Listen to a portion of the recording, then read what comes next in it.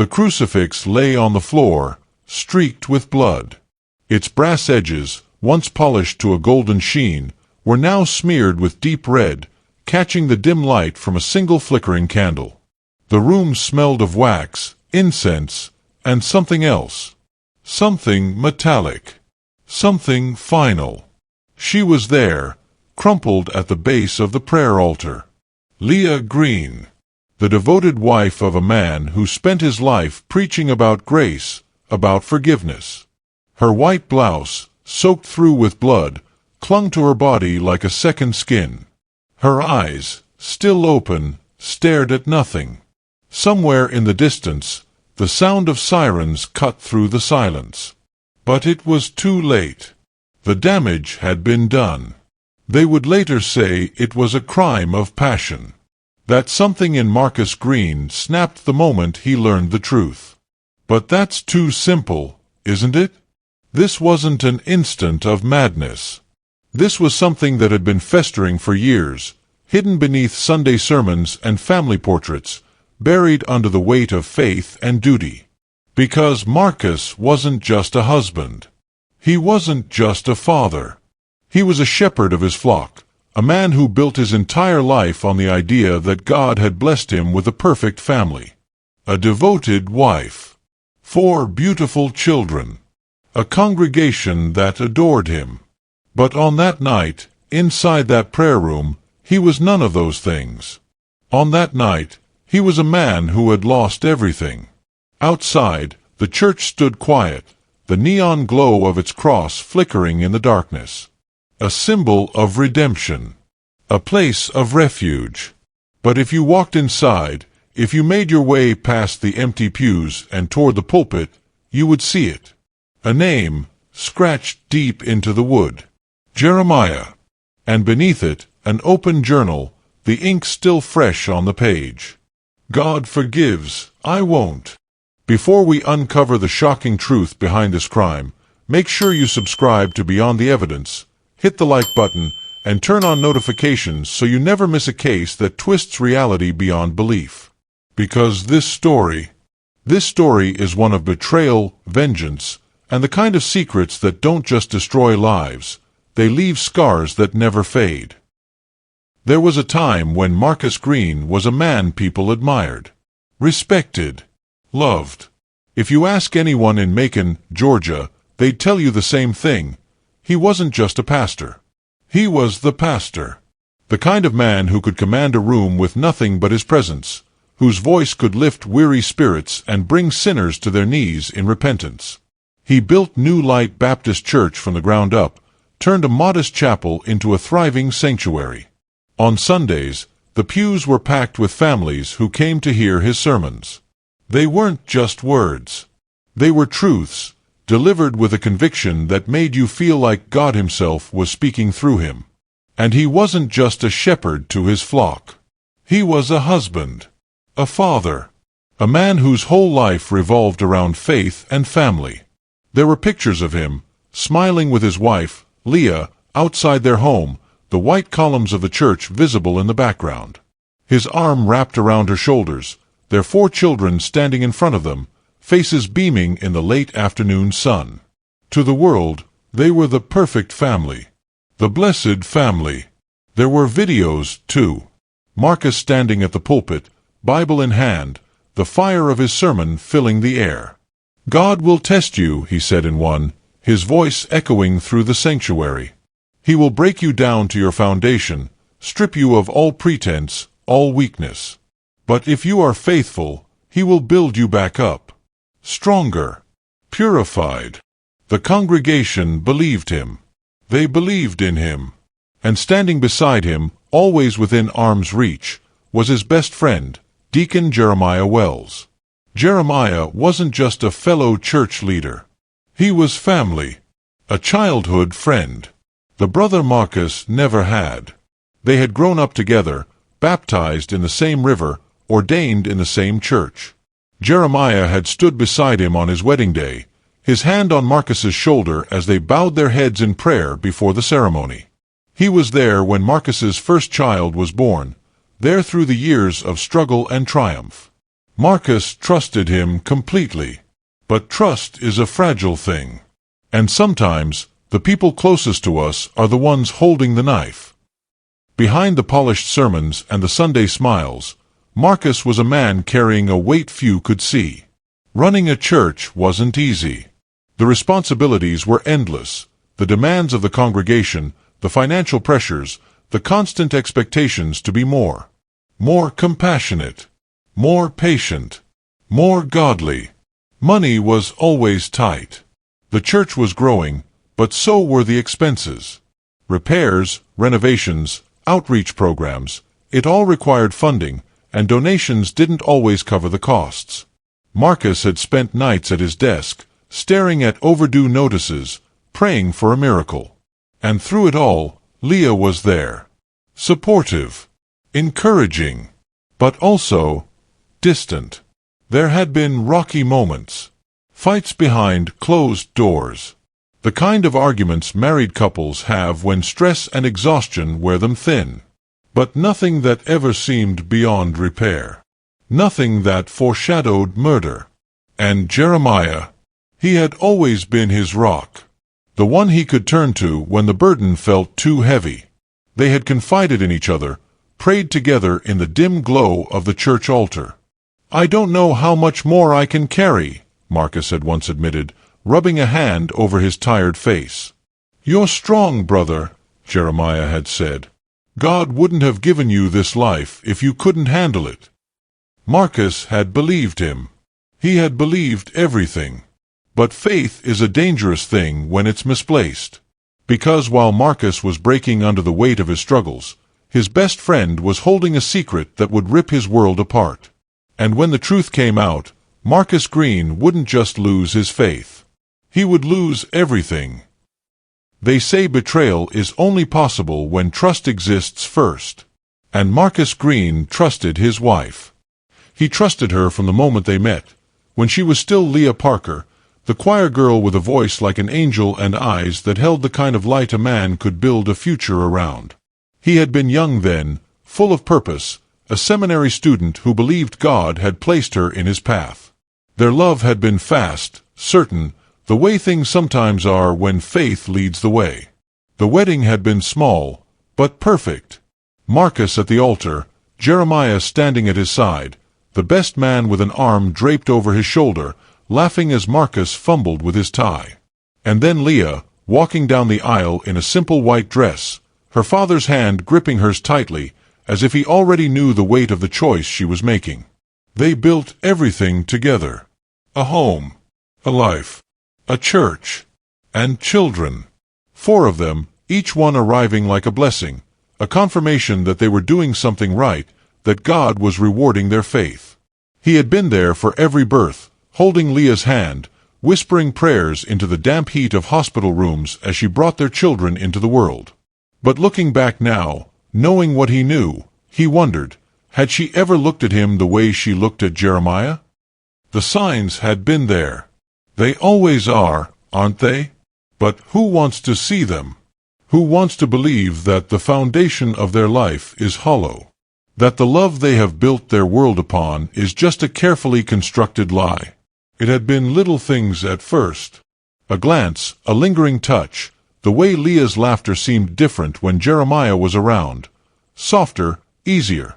In old photos, Marcus could now see the way Jeremiah's eyes lingered on Leah, the small gestures between them that had once seemed insignificant. The way they stood just a little too close in group pictures. The way their conversations always seemed to have a secret layer beneath them, something unspoken just beneath the surface. And then there was his youngest child. Marcus never wanted to admit it, not even to himself, but he had wondered. The boy was different. His features, the shape of his face, it was subtle, but enough to gnaw at something deep inside Marcus, something he had buried for years. Doubt. There had been other things, too. Leah's phone, always face down on the kitchen counter, her sudden insistence on me time after years of never asking for it. Late nights spent on the porch, the glow of her screen illuminating the sharp angles of her face as she sent messages she never explained. And the worst part? Marcus wanted to believe her, because to believe otherwise would mean admitting that his whole life was a lie. The truth came like a slow-moving storm, the kind you see on the horizon but pray will pass without touching you. It started with an argument. A small one, about money or parenting. Marcus couldn't even remember now. But it escalated, Leah's voice sharp, her words cutting in a way that felt intentional. Maybe if you weren't so busy saving everyone else, you'd notice what's happening in your own home. Something about the way she said it made his stomach turn. And then came the custody battle. It wasn't supposed to be a battle at all, just a legal formality after an argument over Marcus wanting more time with the children. But something in Leah's reaction unsettled him. She resisted the idea of a paternity test. Most women wouldn't. Most wives, if they had nothing to hide, would scoff at the mere suggestion, laugh it off as ridiculous. But Leah, she hesitated, and that was all it took. The results came in a manila envelope, thick and heavy in his hands. He opened it alone, sitting in the dim light of his study, heart hammering in his chest as he scanned the words on the page. His youngest child. 0% probability of paternity. He had expected the possibility. Prepared for it, even. But he hadn't prepared for the next result. The second child. 0% probability of paternity. His breath caught in his throat. The paper crinkled beneath the weight of his grip. The third. 0. His heart was pounding now, an erratic drumbeat in his ears, his vision blurring as he forced himself to read the final result. The fourth. 0. It wasn't just one. It wasn't even two. None of them were his. The paper slipped from his fingers. His pulse was in his throat, a suffocating pressure that made it impossible to breathe. His stomach twisted violently, bile rising up, burning his throat. And then came the final blow. The name. The one that shattered everything. Jeremiah Wells. Marcus sat there, staring at the paper, his mind unable to comprehend what he was seeing. It didn't make sense. It couldn't be real. But reality doesn't care about what you want to be true. It simply is. And in that moment, as the weight of betrayal settled into his bones, something inside Marcus Green broke. They say grief has stages: denial, anger, bargaining, depression, acceptance. Marcus Green never made it past the second. The results sat on his desk, the paper slightly crumpled where his grip had been too tight. The words blurred as he read them over and over again, willing them to change, to shift into something, anything, that didn't make his life feel like a cruel joke. This had to be a mistake. A lab error. Some mix-up in the samples. Maybe the test was faulty, or maybe this was some elaborate scheme to hurt him. But the more he searched for an explanation, the more the silence in the room closed in around him. Because deep down, he already knew. He had known for years. He just hadn't wanted to believe it. His phone buzzed against the desk, making him flinch. A message from a church elder. A reminder about Sunday's sermon. How was he supposed to stand in front of his congregation and speak of faith, of love, of devotion, when everything he had built was a lie? His fingers twitched toward his phone, then stopped. There was only one person he needed to talk to. Marcus found Leah in the kitchen, slicing carrots with a kind of mindless precision that made his stomach turn. The rhythmic sound of the knife against the cutting board filled the space between them, and for a moment he just stood there, watching her. She looked so normal. Like a woman preparing dinner for her husband, for her children. His children. Except they weren't. His voice came out hoarse, barely above a whisper. "Tell me it isn't true." Leah froze. The knife hovered midair for a fraction of a second before she set it down carefully, deliberately. She didn't turn around. "Leah." His voice was sharper now, raw and pleading all at once. "Look at me." Slowly, she turned, and in her eyes, he saw the answer before she ever said a word. No denial, no shock, no desperate plea to explain it away. Just exhaustion. Like a woman who had been waiting for this moment. Marcus felt something in his chest tighten, then crack. His legs locked beneath him, his hands curling into fists at his sides. "How long?" he asked. His voice barely sounded like his own. Leah swallowed. "Marcus, how long?" A long, heavy silence. "Then, since before our first anniversary." Marcus took a step back. His breath hitched, his vision narrowing as the walls of the kitchen seemed to close in on him. The words didn't make sense. He shook his head, his mouth opening and closing, but no sound came out. "A decade." His voice cracked. Leah's chin trembled. She wrapped her arms around herself, but it wasn't cold in the kitchen. It wasn't cold anywhere. It was burning. Inside him, inside his home, inside the life he thought he had built. "It wasn't supposed to happen," she whispered. Marcus laughed. A hollow, broken sound. "You had 4 kids with him, Leah. 4. And you never thought to tell me."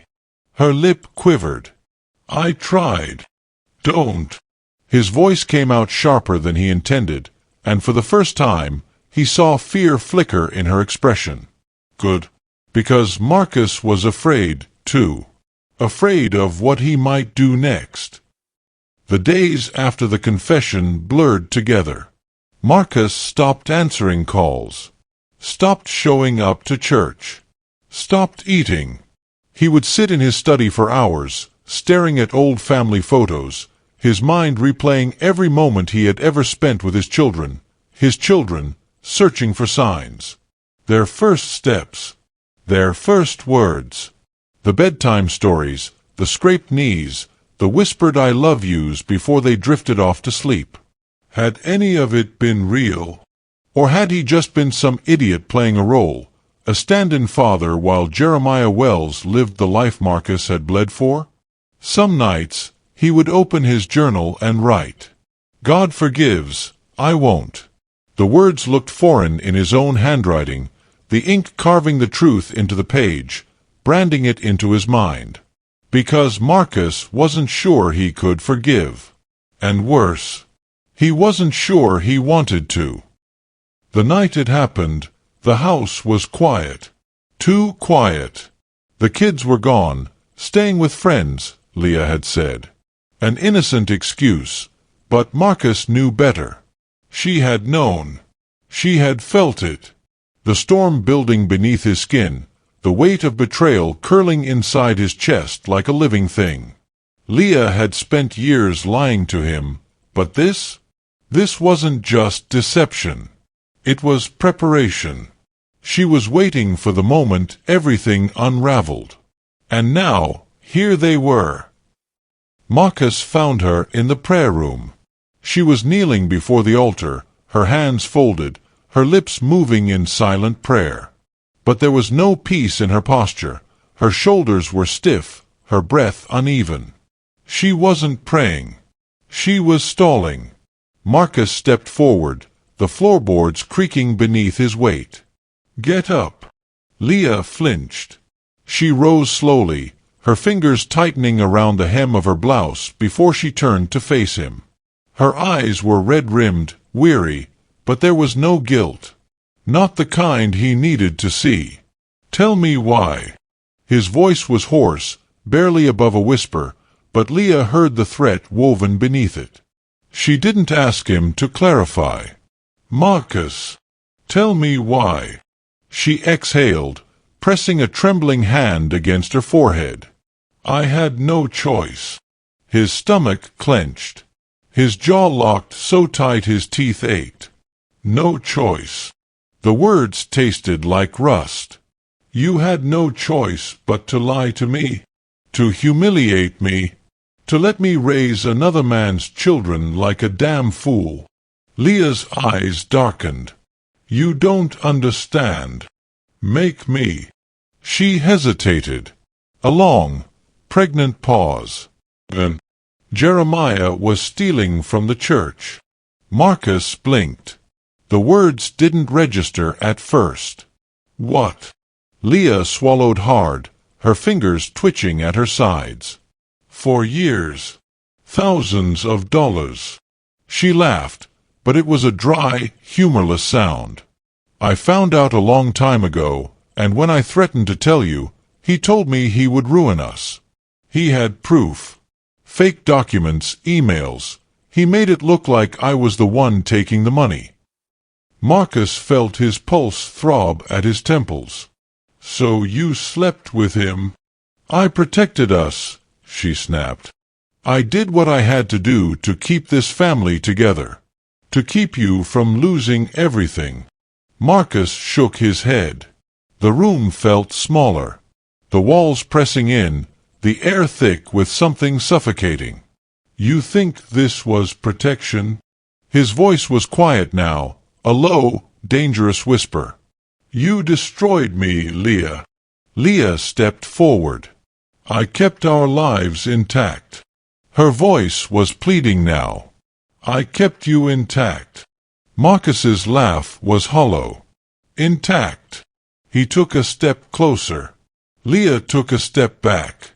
You tore my soul apart. His hands clenched at his sides, fingers twitching. His gaze flickered to the altar, to the brass crucifix lying beside the Bible, a symbol of faith, of devotion, of judgment. Marcus didn't remember reaching for it. 1 second, Leah was speaking, her voice wrapping around him like a vice. You don't understand, I had no choice, I did this for us. And the next, she was screaming. The first blow sent her staggering back, her shoulder colliding with the altar. The candlelight flickered, casting jagged shadows across the walls. The second blow sent her to the ground. The third split skin. By the fourth, there was no more screaming. Just a wet, gurgling sound. Then silence. The kind of silence that felt alive. The brass crucifix slipped from Marcus's grasp, clattering to the floor beside her body. Blood pooled beneath her, thick and dark against the wooden boards. He staggered back, his breath ragged, his heartbeat pounding against his ribs like a warning. This wasn't real. Couldn't be real. And yet, Leah wasn't moving. She would never move again. Marcus didn't remember leaving the house. Didn't remember driving to the church, didn't remember stepping inside, didn't remember pulling the knife from his pocket. But when he looked down, his hands were covered in red. And when he looked up, the name was there, carved deep into the pulpit. Jeremiah, the man who had stolen his wife, his children, his life. His head swam, his vision darkening at the edges. His fingers trembled as he reached into his pocket, pulling out the pill bottle. He wasn't supposed to wake up. But fate had other plans. The smell of blood lingered in the air long after the body had gone cold. The prayer room, once a sacred space, was now something else. Something broken. Something ruined.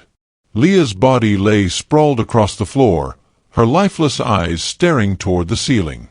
A brass crucifix, now smeared with blood, rested near her open palm. And Marcus lay beside her, his breath shallow, his pulse fading. The empty pill bottle rolled from his limp fingers. He never expected to wake up. The next morning, just after sunrise, the first church member arrived. She was an elderly woman, widowed, quiet, the kind who never missed morning prayer. The moment she pushed open the doors, she sensed it. A stillness that did not belong in a house of worship. Then she saw it. The blood.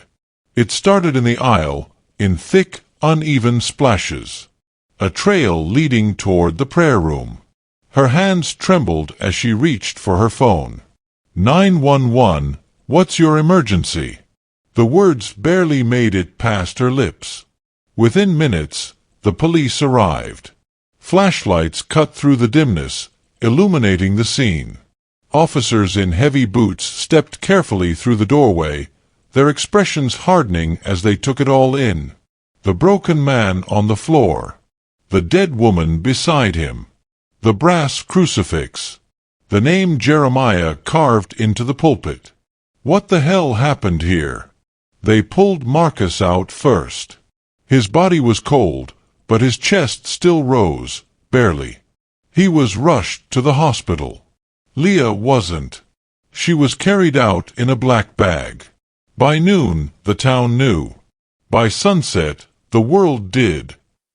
News vans lined the streets. Journalists whispered into microphones. A beloved pastor, Marcus Green, has been arrested after the brutal murder of his wife, Leah Green. Sources confirm he attempted to take his own life at the scene. The community is reeling after discovering the extent of Jeremiah Wells' betrayal. Reports indicate he was involved in an ongoing affair with Leah Green, as well as a financial scandal that. The church where Marcus once preached now stands abandoned, tainted by blood and scandal. It didn't matter who told the story. The ending was always the same. Marcus Green, a man of God, had become something else. And Jeremiah? Well, Jeremiah had some explaining to do. They brought him in for questioning the next day. The interrogation room was small, the air stale. The fluorescent lights buzzed overhead. Jeremiah sat across from the detective, his hands folded on the table, his face drawn. Tell us about Leah Green. A pause. A long one. Then, I loved her. His voice cracked. But I never wanted this. He ran a hand over his face, fingers shaking. It started years ago. We tried to stop. We did stop for a while. But she always came back. And I let her. The detective's eyes narrowed. And the money. Jeremiah exhaled. I needed it. I told myself I'd pay it back before anyone noticed, but then Leah found out. She told me she'd go to Marcus. I couldn't let that happen. So you threatened her? Silence. Then, a slow nod. I told her if she exposed me, I'd make sure Marcus took the fall instead. The detective leaned forward. So you admit to manipulating her? You admit to using her to protect yourself. Jeremiah's hands clenched into fists. I never forced her to do anything. His voice was quiet now. She stayed because she wanted to. The detective's stare didn't waver. And Marcus, did you think he wouldn't find out? Jeremiah swallowed hard. I didn't think it would end like this. But it had. And now, there was no undoing it. The church closed its doors for good. The congregation, once strong, crumbled overnight. Some left town, ashamed. Others stayed, whispering about the curse that had settled over the place.